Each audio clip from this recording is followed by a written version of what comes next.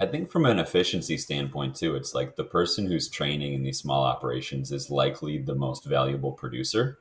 So if you're gonna stop your day and teach something to one person, it doesn't cost you that much extra to teach it to a second or a third person and just kind of Yeah. batch it, especially if one or more maybe aren't going to make it. Like you've just invested, it's not all your eggs in one basket. And they Yeah. get to learn with someone too. They get to have that camaraderie instead Yeah. of being the lowest on the totem pole alone and just feeling like shit because they have no idea what they're doing. They get to be like, okay, we both have no idea what we're doing.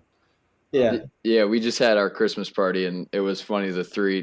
They're all three of them are about at 3 months right now, and like you could see them like kind of huddled to, everybody's there, where everybody's hanging out and like talking and chattering, and then like at one table is like the three newbies, it's just like because they're in it together, it's like they're all at that same stage. It's just like you're saying, that camaraderie is there for them as well. Yeah, I think that's big. To watch the full episode, download Overdrive, now available on the App Store and Google Play.